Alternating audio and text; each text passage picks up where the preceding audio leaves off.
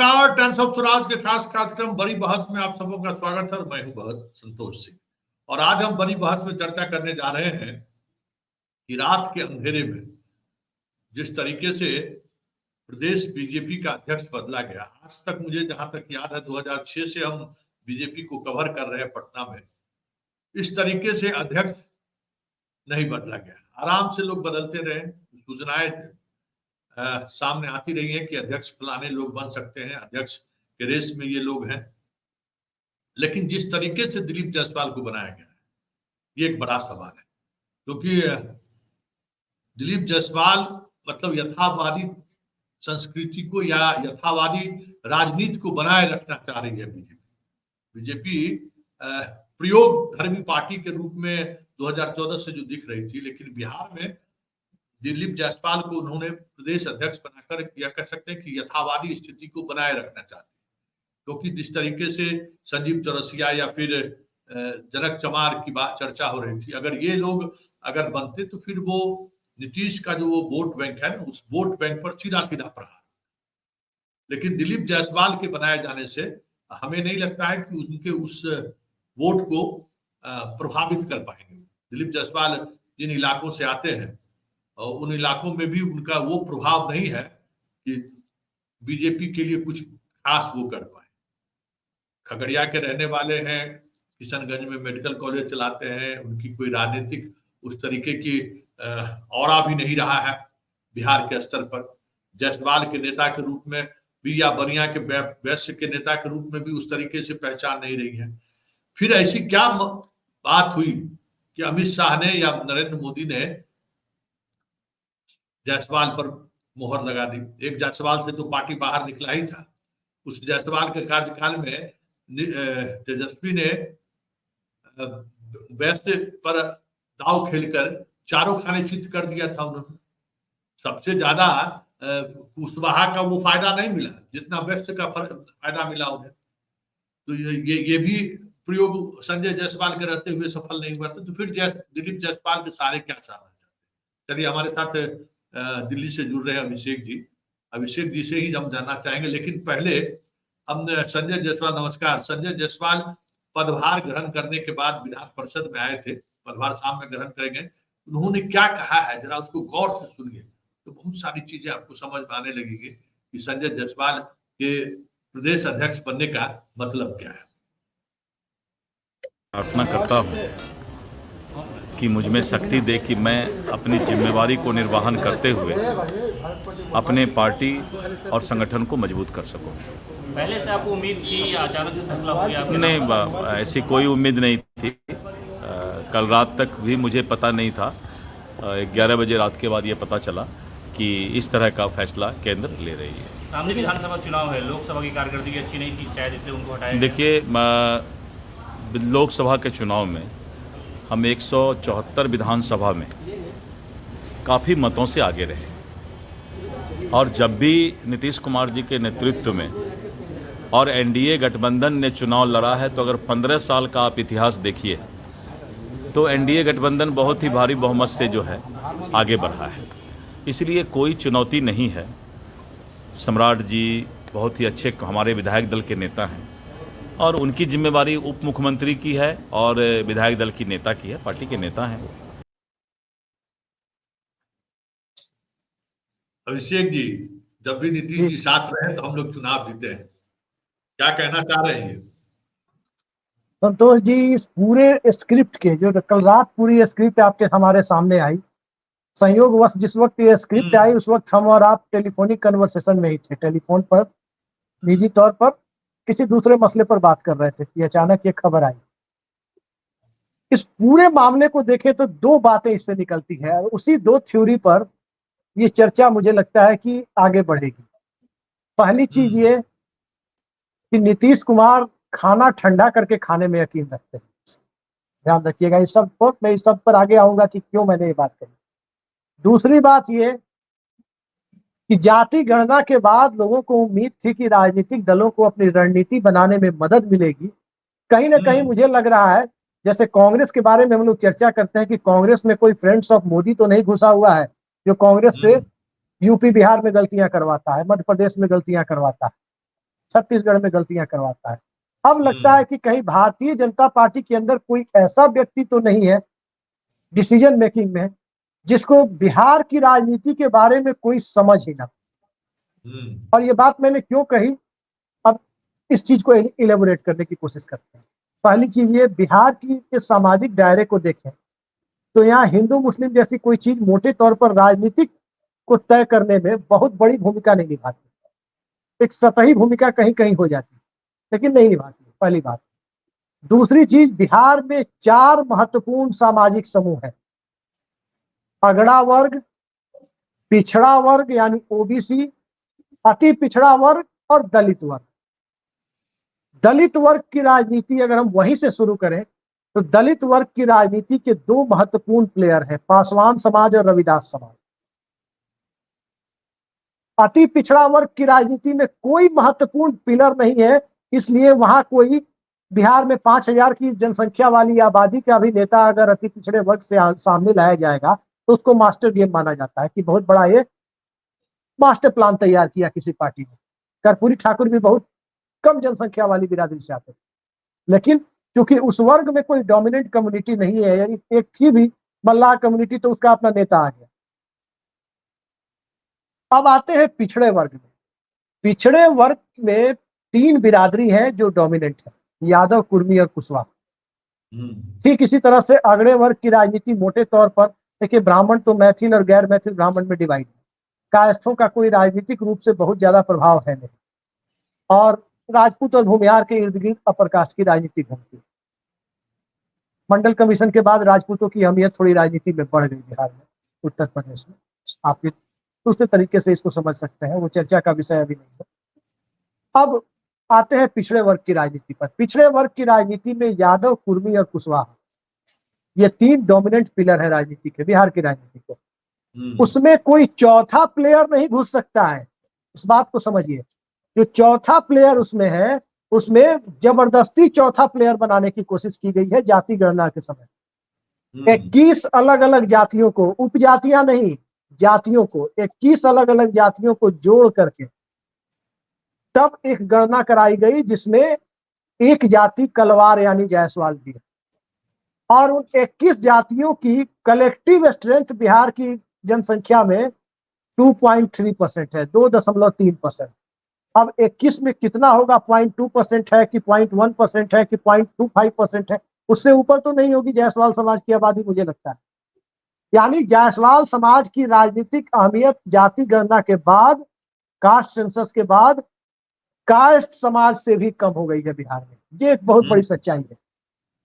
और भारतीय जनता पार्टी इस सच्चाई के दायरे को उलट करके यदि सोच रही है तो निश्चित तौर पर मुगालते में है। याद रखिएगा संतोष जी, जब तक अपनी बिरादरी या अपना वर्ग किसी नेता को स्वीकार नहीं करता तब तक वो प्रदेश का नेता नहीं बन सकता। प्रदेश के संगठन में उसकी कोई मास अपील नहीं हो सकती, जनता में मास अपील की बात दूर की बात। और मुझे लगता है कि जायसवाल समाज में आप लोगों ने देखा होगा पुराने जमाने में लाटन चौधरी वगैरह, हम लोगों ने अपने होशो हवास में ब्रिज बिहारी प्रसाद से बड़ा पोस्टर बॉय जायसवाल समाज का नहीं देखा। और ब्रिज बिहारी प्रसाद की भी मास अपील बहुत ज्यादा नहीं थी। आप तो मुजफ्फरपुर में पढ़े लिखे हैं, मुजफ्फरपुर उनका कर्म क्षेत्र था। मुजफ्फरपुर में जो डोमिनेंट समुदाय है भूमिहार समाज, उनके साथ उनकी वर्चस्व की लड़ाई भी थी। लड़ाई हुई, खून खराबे हुए मुजफ्फरपुर में, लेकिन एक दिन के लिए भी वो नौबत नहीं आया कि मुजफ्फरपुर शहर पर ब्रिज बिहारी प्रसाद का वर्चस्व स्थापित हो गया। मुजफ्फरपुर शहर पर वर्चस्व भूमिहार समाज का रहा, चाहे कितने भी बड़े डॉन आए या गए, वर्चस्व उन्हीं का रहा। तो इससे आप अंदाजा लगा सकते हैं कि ब्रिज बिहारी प्रसाद की राजनीति, जब एक ग्लैमर था ब्रिज बिहारी प्रसाद के नाम के साथ, ब्रिज बिहारी प्रसाद का एक अपना ऑरा था, उस वक्त जाति गणना भी नहीं हुई थी, तब तो ब्रिज बिहारी प्रसाद नेता नहीं बन पाए पूरे बिहार में। तो आज की तारीख में दिलीप जायसवाल या संजय जायसवाल या तारकिशोर प्रसाद जायसवाल, ये जायसवाल समाज के, या विजेंद्र चौधरी, ये जायसवाल समाज के नेता बन जाएंगे, कम से कम इस बात का मुगालता नरेंद्र मोदी, अमित शाह और जेपी नड्डा ही रख सकते हैं। हमारे आपके जैसे लोग तो नहीं रख सकते। ये सारा जायसवाल ही है क्या? जी, ये सभी जायसवाल, वो भी जायसवाल ही है क्या? जी, वो भी जायसवाल है, वो भी कलवार ही है। कलवार है। और संजय जायसवाल आप जान ही रहे हैं, मदन जायसवाल के बेटे हैं, वो भी प्रदेश अध्यक्ष थे।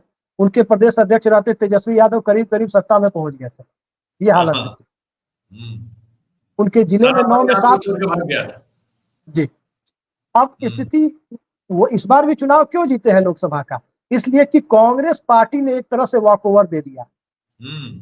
राजभूषण चौधरी निषाद को, जनार्दन सिंह सिग्रीवाल को, संजय जायसवाल को, इन लोगों को देखा जाए, राधा मोहन सिंह को, एक तरह से कांग्रेस पार्टी ने वॉक ओवर दे दिया, या विपक्ष ने वॉक ओवर दे दिया, आप कह सकते हैं, इंडिया अलायंस ने। तब जाकर ये लोग संसद पहुंचे। तो खैर, दिलीप जायसवाल प्रदेश अध्यक्ष बन गए। दिलीप जायसवाल की भूमिका एक मैसेंजर से ज्यादा की मुझे दिखती नहीं है। जो भूमिका केंद्र में जेपी नड्डा की भाजपा अध्यक्ष के तौर पर थी, वही भूमिका बिहार में जेपी नड्डा के जैसी जायसवाल साहब की हो। दूसरी बात, कुछ लोग एक नई थ्योरी पर भी चल रहे हैं कि चूंकि नीतीश कुमार की सरकार में रहते हुए अपने डिपार्टमेंट के भ्रष्टाचार पर वो सुधाकर सिंह की तरफ बोले हैं, इसलिए उनको इनाम दिया गया। लेकिन ध्यान रखिएगा, सुधाकर सिंह और दिलीप जायसवाल में फर्क है। सुधाकर सिंह बोलते बोलते बहुत आगे निकल गए। सुधाकर सिंह ने अपने विभाग के भ्रष्टाचार पर यह तक कह दिया था कि कभी कभी तो मुझे लगता है कि इतने सारे चोर बैठे हुए हैं तो मैं चोरों का सरदार हूं, यही टर्म उन्होंने यूज किया था, और मुख्यमंत्री से भिड़ गए थे। दिलीप जायसवाल ने जो बात कही है, तकरीबन 3-4 महीने पहले या 5 महीने पहले इसी डिपार्टमेंट के भ्रष्टाचार पर नीतीश कुमार ने भी यही बात कही थी। और एक तो फुटेज अभी यूट्यूब पर मिल जाएगी आपको, नालंदा से नीतीश कुमार के कोई मित्र पहुंचे थे उनके जनता दरबार में कि उनकी जमीन को अंचलाधिकारी ने किसी और के नाम दाखिल खारिज करा दिया था, और वो कैमरे पर सब कुछ हुआ था, आप देखे होंगे। और पब्लिकली नीतीश कुमार बोल चुके हैं कई बार कि ये डिपार्टमेंट बहुत गड़बड़ कर रहा है। कई बार जो मंत्री बनता है उस काजल की कोठरी से बदनाम होके जाता है, सिवाय मदन मोहन झा के। जिस मंत्री ने सीओ की फाइल बढ़ाई, आलोक मेहता, रामविचार रामनारायण मंडल, रामसूरत राय, रामसूरत राय, सब लोग, सबके सीओ के ट्रांसफर की लिस्ट को रद्द किया गया है और रोका गया है मुख्यमंत्री कार्यालय से। मुख्यमंत्री कार्यालय दरअसल खुद स्वीकार करता है, खुद मुख्यमंत्री स्वीकार करते हैं कि इस डिपार्टमेंट में बहुत भ्रष्टाचार, और पब्लिकली किया है, कोई दबे ढके तरीके से नहीं किया है, सार्वजनिक रूप से किया है। तो कैसे इस बात को मान लिया जाए कि इस बात के लिए उनको इनाम दिया गया है? सुधाकर सिंह जब बोले थे तो बिहार की मीडिया में खबर थी। दिलीप जायसवाल जब बोले तो उतनी बड़ी खबर नहीं थी कि उन्होंने अंचल कार्यालय पर के भ्रष्टाचार पर बोला है, क्योंकि लोगों को भी दिख रहा था कि वाकई ये सबसे भ्रष्ट डिपार्टमेंट है। 4 महीने तक बिहार में बिना बंटवारे की रजिस्ट्री नहीं हो रही थी हाई कोर्ट के फैसले से, तो बिहार में लॉ एंड ऑर्डर सुधर गया था। अब भ्रष्टाचार का इससे बड़ा लिटमस टेस्ट तो मिलेगा नहीं। तो इस थ्योरी को मैं नकारता हूं, पहली बात। हाँ, सम्राट चौधरी से प्रदेश अध्यक्ष की कुर्सी ली जानी थी, और जहां तक हमारी जानकारी है सम्राट चौधरी दिल्ली में लॉबिंग इसलिए कर रहे थे, यदि एक पद ही छोड़ना है तो भले ही डिप्टी सीएम चला जाए, चुनावी वर्ष में प्रदेश अध्यक्ष की कुर्सी उनके पास है, लेकिन केंद्र ने उनकी मांग नहीं मानी। तीसरी चीज, नीतीश कुमार जो प्रशांत किशोर कह रहे हैं, देखिए प्रशांत किशोर की तमाम बातों से हम ना इत्तेफाकी रख सकते हैं, लेकिन एक बात वो बिल्कुल सही कहते हैं कि किसी दूसरे की तुलना में नीतीश कुमार को मैं ज्यादा बेहतर जानता हूं, जो भाजपा और राजद की आज की लीडरशिप है, क्योंकि वो सीएम हाउस में रहते थे, उनकी दिनचर्या, उनके साथ उठना बैठना वही रहते थे ना बिहार चुनाव तक। तो सवाल यह है कि प्रशांत किशोर ने जो बात कही कि जिन लोगों ने पगड़ी बांधी थी कि नीतीश कुमार की सत्ता से हटा करके सौगंध खा रहे थे, स्टेपनी भी बनाया अपनी सरकार का, पगड़ी भी खुलवाई, और रोज अपनी शान में कसीदे भी कढ़वा रहे हैं। ठीक इसी तरीके से आप देखें आरसीपी सिंह, कल का ही उदाहरण देखिए, आरसीपी सिंह क्या बोल रहे थे, क्या नहीं बोला था आरसीपी सिंह ने। नीतीश कुमार के किसी राजनीतिक विरोधी ने भी उतने गंभीर आरोप नीतीश कुमार पर नहीं लगाए होंगे जो आरसीपी सिंह ने लगाए। जिस वक्त उन्हें राज्यसभा का टिकट नहीं मिला और वो पार्टी से अलग हुए, क्या नहीं कहे थे, मुस्तफापुर ही उनकी राजधानी थी। और कल क्या कह रहे थे, कल जो बात बोल रहे थे वो आपने सुना होगा कि नीतीश कुमार पार्टी के ही नहीं बिहार के गार्जियन, तो उनको भी अपने नीतीश कुमार की शान में कसीदे कहने के लिए आना पड़ा। और फिर आप तेजस्वी यादव को देख लीजिए, विधानसभा में क्या क्या बोल रहे थे तेजस्वी यादव। कुछ तो आपत्तिजनक बात भी बोल गए थे जिसकी बात चर्चा हम नहीं करेंगे। वो याद होगा, वो मोमेंटम शायद आप विधानसभा में रहे भी हो, जिस वक्त वो बोल गए थे, वो बात कार्यवाही से निकाली गई थी। और नीतीश कुमार गुस्सा होते हुए भी प्यार दिखा रहे थे। उसी दिन मैंने आपसे भी कहा था कि आगे चल के गठबंधन बन जाएगा। कि अध्यक्ष महोदय ये भाई समान दोस्त का बेटा है, इसलिए इसकी तमाम अनर्गल और फालतू बातों को मैं सुनता रहता हूँ। बहुत गुस्से में बोले थे, लेकिन गुस्से में प्यार झलक रहा था। तो तेजस्वी यादव को भी नीतीश कुमार के सामने सरेंडर करना पड़ा। तेजस्वी यादव को भी नीतीश कुमार के सामने सरेंडर कर नीतीश कुमार ही के नेतृत्व में ही बिहार आगे बढ़ेगा। न इनको प्रधानमंत्री बनने की बेचैनी है, न हमको मुख्यमंत्री बनने की बेचैनी है। हम सब मिलकर माननीय मुख्यमंत्री नीतीश कुमार जी के नेतृत्व में बिहार को आगे बढ़ाएंगे। ये बात उन्हें कहनी पड़ी थी और लगातार कहते थे। अलग होने के बाद भी कह रहे हैं कि जिस दिन जरूरत होगी चाचा जी को, वो साथ देने के लिए तैयार है। तो कहने का मतलब यह है कि अभिषेक जी एक सवाल है, वो तो अभी कह सकते हैं कि नीतीश कुमार अपने आप को जिस स्थिति में खड़ा कर लिए हैं 2024 के लोकसभा चुनाव के बाद, मतलब अजात शत्रु वाली स्थिति है। कोई उनका शत्रु नहीं है। जो शत्रु भी था, आज देखो पगड़ी उखड़वा ही लिए, पगड़ी कटवा ही लिए, बहुत बोल रहे थे तो आज अध्यक्ष पद भी चला ही गया। तेजस्वी का हाल देख ही रहे हैं। बाकी कोई उस तरीके का शत्रु नहीं है जो नीतीश को सीधे सीधे तौर पर कुछ जवाब दे सके। अजात शत्रु वाली स्थिति में पहुंच गए। लेकिन बीजेपी का इस तरीके से आज समर्पण करना बिहार जैसे महत्वपूर्ण राज्यों के लिए, जहां 2014 से लगातार मोदी खुद कोशिश करते रहे, लेकिन अंततः हमें लगता है कि अब तो मोदी का भी वो जलवा नहीं रहा, वो प्रभामंडल भी नहीं रहा। बिहार उनके हाथों में कभी नहीं आ सका। मतलब बिहार में बीजेपी की सरकार बनाने में वो विफल रहे।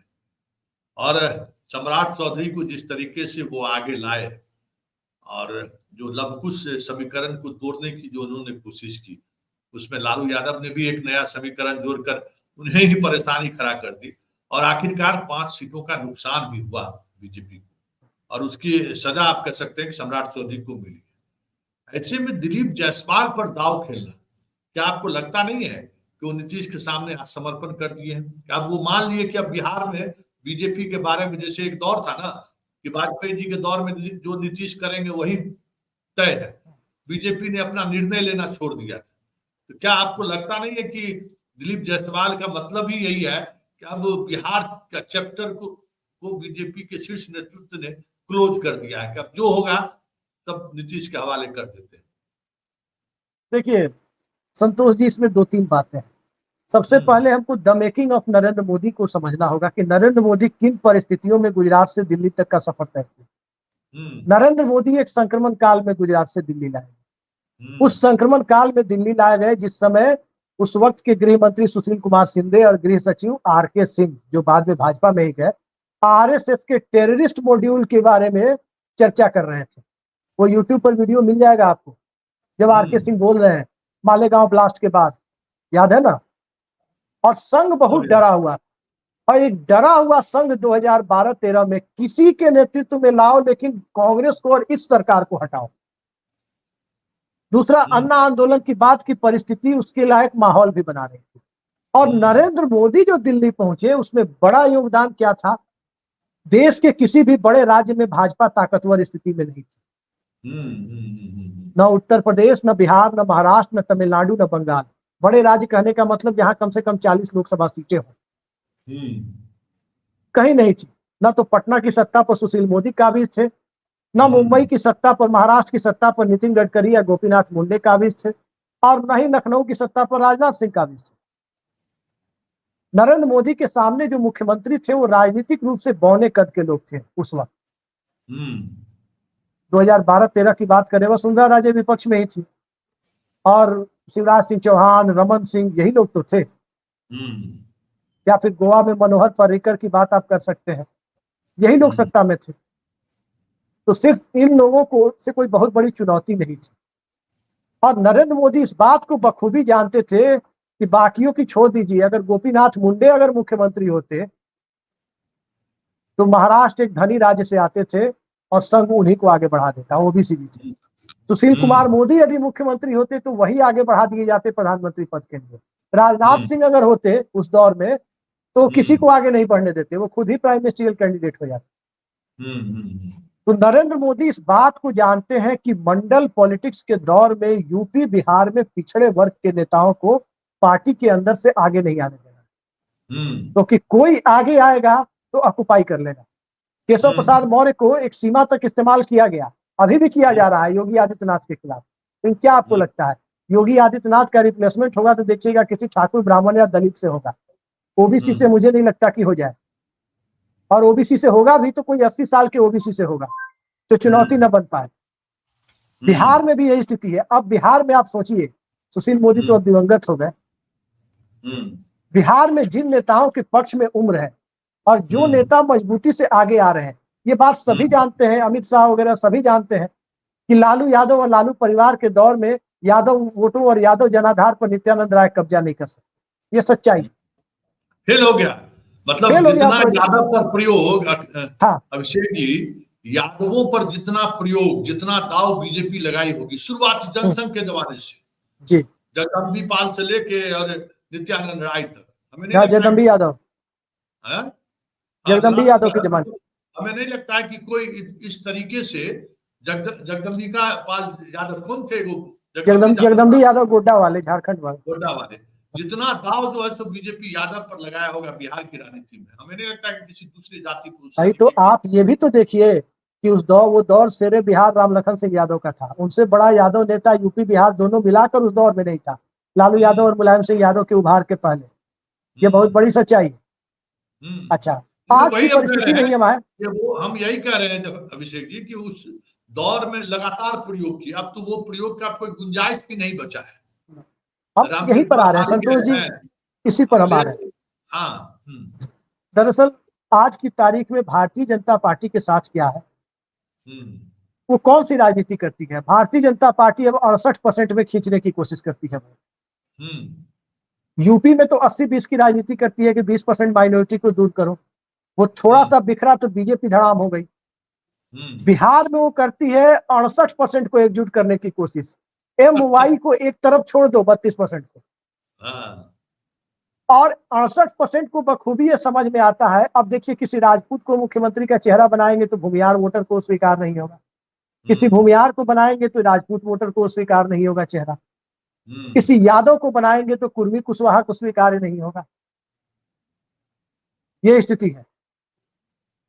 ठीक इसी तरह, अच्छा, अति पिछड़े वर्ग में भाजपा को ले जाना चाहते हैं, लेकिन अति पिछड़े वर्ग में जाने से इनको दिक्कत क्या है, नरेंद्र मोदी से बिहार का कोई अति पिछड़ा वर्ग का नेता अगर आप आगे बढ़ाएंगे, कहीं वो बौद्धिक रूप से पढ़ा लिखा मिला, दिल्ली यूनिवर्सिटी या JNU से पढ़ा हो या अच्छी जगह से पढ़ा हुआ हो और सामाजिक परिस्थितियों को जानता हो, तो वो उत्तर प्रदेश के नेता की तुलना में नरेंद्र मोदी और अमित शाह के लिए ज्यादा बड़ी चुनौती बन के सामने आ जाएगा।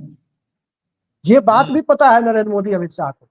तो नीतीश कुमार से एक सेफ गार्ड तो है कि भारतीय जनता पार्टी के अंदर मैं ही अकेला पिछड़े वर्ग का सबसे बड़ा नेता हूं। ये नरेंद्र मोदी का जो ये, इसलिए जितने पिछड़ा नेता था, सुशील मोदी के साथ क्या व्यवहार उनका रहा सब लोगों के सामने है, शिवराज सिंह चौहान के साथ क्या व्यवहार रहा उनका, दिल्ली के, देखिए मध्य प्रदेश में वो राजनीति नहीं रही है, उस तरह की असर्टिव राजनीति ओबीसी की नहीं रही है जो यूपी बिहार में रही है। तो यूपी बिहार से इनको उभारने में दिक्कत है, मध्य प्रदेश में इनको दिक्कत नहीं है, क्योंकि चैलेंज यहां से मिलेगा। इस बात को समझिए, चैलेंज मोहन यादव से नहीं मिलेगा, चैलेंज केशव प्रसाद मौर्य से मिल सकता है, चैलेंज रामेश्वर चौरसिया को उभार दे तो यहां से हो सकता है जी, चैलेंज यहां से उभर सकता है, इसलिए ये दिक्कत है। तो नीतीश कुमार एक सेफ गार्ड मुहैया कराते हैं कि बीजेपी में आप अनडाउटली बियॉन्ड क्वेश्चन रहेगा आपकी लीडरशिप कि आप पिछड़े वर्ग के बीजेपी में सबसे बड़े नेता हैं। तो एक सेफ गार्ड इधर देते हैं वो। नीतीश कुमार एक सेफ गार्ड लालू यादव को देते हैं कि हम आपके MY यानी खासकर यादव जनाधार में कोई खतरा नहीं है और ना ही उसको हम खतरा पैदा करना चाहते हैं, क्योंकि नीतीश कुमार को पता है कि अगर, देखिए नीतीश कुमार के लिए 2 मिनट का काम है, लालू यादव के जनाधार में खतरा पैदा करके और एक बार खुद 122 प्लस की संख्या लेकर मुख्यमंत्री बन जाना 2 मिनट का काम। क्योंकि नीतीश कुमार के लिए यादव समाज में हैट्रिड की स्थिति नहीं है। 2-3 जिलों में नेता पैदा कर ही दिए हैं, 10 जिलों में और पैदा कर देंगे। हाँ सही बात है, वो मुश्किल काम नहीं है। लेकिन नीतीश कुमार अगर ये काम करेंगे कि राजद के जनाधार को छेड़ दें, तो कल को यही नित्यानंद राय जो आज एक फेल्ड प्रोजेक्ट लग रहे हैं, ये एक सक्सेसफुल प्रोजेक्ट बनकर बीजेपी के सामने आ जाएंगे। जैसे कांग्रेस पार्टी ने रामलखन सिंह यादव को फेल कराया, डेलिबरेटली मुख्यमंत्री पद से दूर रखा 30 सालों तक, कभी मौका नहीं दिया। ब्राह्मण हटते थे तो राजपूत बनते थे, राजपूत हटते थे तो ब्राह्मण बनते थे, ये खेल खेलते रहे। उसमें लालू यादव को मौका मिल गया आगे आने का। तो नीतीश कुमार यदि चाहे कि लालू यादव को और तेजस्वी यादव को फेल करा देना है, पॉलिटिकली इनको खत्म कर देना है, तो उनको पता है वो खुद ही खत्म हो जाएंगे। एक बार का बहुमत मिल जाएगा लेकिन खुद खत्म हो जाएंगे, क्योंकि यादव एक दबंग जमात है। सत्ता वो लंबे समय तक भोग चुका है। सत्ता के साथ जो राजपूत, भूमिहार, ब्राह्मण जो सत्तावादी जातियां हैं, उसी तरह यादव समाज एक सत्तावादी जाति है। उसके पास न्यूमेरिकल स्ट्रेंथ भी है, नंबर भी है उसका। वो सत्ता से दूर नहीं रहेगा। एक पोस्टर बॉय उसका अगर पिट जाएगा, दूसरा पोस्टर बॉय वो ढूंढ लेगा। उमेश यादव क्रिकेट में बॉलर आए, उमेश यादव पिट गए, सूर्य कुमार यादव ने अपना पोस्टर बॉय ढूंढ लिया। ट्विटर पर आप जाकर के देखिए, यादव समाज के हमारे मित्र लोग हैं, किस तरह से ट्वीट करते हैं उनके समर्थन में। करना भी चाहिए, वो अलग बात है। थोड़ा वक्त कम है, चलते चलते तो क्या माना जाए, दिलीप जायसवाल किसकी पसंद है? नीतीश की पसंद है या फिर शाह की पसंद है? देखिए, नीतीश की पसंद हम नहीं कर सकते, पहली बात। शाह की पसंद भी हम नहीं कर सकते। लेकिन नीतीश कुमार ने इतना जरूर कर दिया है कि ईबीसी को छेड़ो मत और ओबीसी में यादव, कुर्मी, कुशवाहा में घुसो मत। बाकी जहां जाना है, जिसको नेता बनाना है बनाओ। और ये करने का सीधा मतलब यही है कि आप हमारी बी टीम बने रहो, इससे ज्यादा आपकी हैसियत नहीं है। और एक छोटी सी सामाजिक परिस्थिति आपको बता देते हैं। जायसवाल समाज संख्या में कम जरूर है, लेकिन संपत्ति और संसाधन के मामले में जायसवाल समाज ऊंची जातियों के बराबर रसूख रखता है। जो तथाकथित ऊंची जातियां हैं, मैं नहीं मानता कि कोई ऊंची जाति है कोई नीची जाति है, लेकिन जो तथाकथित ऊंची जातियां हैं उनके बराबर रसूख रखता है वो संसाधनों के मामले में। बिहार का शराब का जितना कारोबार था पहले जायसवाल सबके पास था ना। तो अच्छा, आप ग्रामीण स्तर पर जाकर के देखें, जायसवाल समाज की वर्चस्व की लड़ाई अक्सर जाकर हो जाती है समाज के सो कॉल्ड अपर कास्ट से। तो लीडरशिप, आप संजय जायसवाल आए थे तो बीजेपी से देखिए कैसे अपर कास्ट के लोग छटक रहे थे। अब आप जायसवाल समाज के हाथ में कमाल ले जाकर के दे दिए हैं, तो आगे क्या होने वाला है? मतलब भारतीय जनता पार्टी से वोटर छिटक करके कल को कांग्रेस को 40-45 सीट पर पहुंचा दे विधानसभा में, और भाजपा भी 40-45 पे अटक गया है, तो नीतीश कुमार का ड्रीम प्रोजेक्ट पूरा हो गया कि हम बिना राजद और बिना भाजपा के भी सरकार चला सकते हैं। भाई, इससे आदर्श स्थिति नीतीश कुमार के लिए क्या होगी कि विधानसभा में भाजपा और कांग्रेस लगभग बराबरी की स्थिति में पहुंच गए संख्या बल के मामले में। तो देखिए, नीतीश कुमार को पढ़ना, नीतीश कुमार की राजनीति को पढ़ना, और जाति जनगणना जो लोग कह रहे थे कि सवर्ण विरोधी होकर के नीतीश कुमार ने कराया है, कतई नहीं। जाति जनगणना ने 2 चीजों को खत्म किया।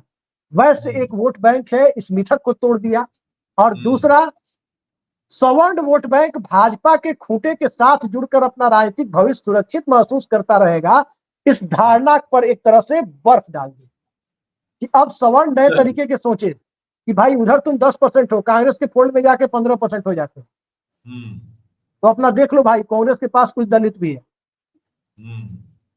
तो इस परिस्थिति में ला करके खड़ा कर दिया। तो आप कुछ भी कह ले, दुनिया कुछ भी कहे, नीतीश कुमार के विकास मॉडल से हम तनिक भी सहमत नहीं है। पहली बात मैं बता दूं, नीतीश कुमार ने बिहार में सोशल इंफ्रास्ट्रक्चर पे पहले 5 साल में काम किया, स्कूल ड्रेस दिया, साइकिल दिया, सब किया, लेकिन वहीं तक वो रुक गए। वो फिजिकल इंफ्रास्ट्रक्चर, सड़क, पुल बनाने में रह गए। बिहार को जहां जाना चाहिए था नीतीश कुमार के 20 साल के शासनकाल में, उसका 1/3 भी नहीं पहुंच पाया। और इसके लिए नीतीश कुमार की जितनी आलोचना की जाए कम है। लेकिन नीतीश कुमार ने जिस प्रकार से बिहार की राजनीति में अपनी अहमियत बना के रखी है, जिसे चाहा जब चाहा निपटा दिया, जिसे चाहा कि प्रासंगिक बनाए रखना है उसे प्रासंगिक बनाए रखा। इस मामले में नीतीश कुमार की राजनीतिक समझ का एक भी नेता बिहार में किसी पार्टी के पास नहीं है, ये भी स्वीकार करना होगा। जी, तो ये माना जाए कि दिलीप जायसवाल जो है, मतलब बीजेपी भले ही उनको प्रदेश अध्यक्ष बना दिया है, मतलब कोई भविष्य, मतलब बीजेपी बिहार को लेकर भविष्य में की राजनीति कहाँ हम किस दिशा में ले जाए, ये कोई सोच, मतलब ये तो आप कहें कि आप फिर से वही आप लौट आए जिस राजनीति के सहारे बीजेपी बिहार में वर्षों से कह सकते हैं कि सवर्ण और बनिया, यही दो राजनीति उनकी रही है ना। फिर से जैसे कुशवाहा को बीच में लाए, यादव को लाए, वो सारे प्रयोग को अब छोड़ते हुए फिर से व्यवसायियों के साथ राजनीतिक गोटी सेट करने पर फिर मतलब बैक टू पवेलियन वाली बात हुई।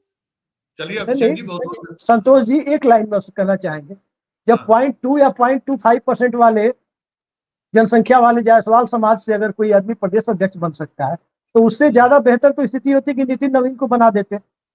0.6% उनकी आबादी है बिहार में, और जाति गणना होने के बाद अगले 20 साल तक बिहार की राजनीति उसी दिशा में और चलेगी। भले कोई कुछ भी सोचे, हम आप जितने प्रोग्रेसिव हो जाएं, लेकिन समाज मोटे तौर पर वही जाकर के वोट डालेगा। चलिए ठीक है जी, चलिए बहुत बहुत धन्यवाद। चलिए ठीक है, थैंक यू। तो ये हमारे साथ अभिषेक जी थे, लेकिन बड़ी बात यह है कि जातीय जनगणना के बाद बहुत सारी चीजें सामने आई। कयास लगाया जा रहा था कि प्रतिनिधित्व को लेकर भी अलग अलग तरीके की सियासत की जाएगी, लेकिन जिस तरीके से बीजेपी ने फिर से बेस्ट कार्ड को खेला है, उससे तो यह साफ लगने लगा है कि बीजेपी अब बिहार को लेकर निराश हो चुकी है, या यूं कहें बिहार को लेकर अब केंद्रीय बीजेपी के नेतृत्व में कोई उम्मीद की किरणें दिख नहीं रही है। तो उसने यथावादी राजनीति पर फिर से वापस लौटने का मन बना लिया। कमोबेश दिलीप जायसवाल के प्रदेश अध्यक्ष बनने के बाद ऐसा ही कुछ देखने को मिल रहा है। चलिए इस बड़ी बहस कार्यक्रम को यहीं समाप्त करते हैं, फिर किसी नए मुद्दों के साथ हमारी आपकी मुलाकात होगी। फिलहाल हमें इजाजत दीजिए, नमस्कार।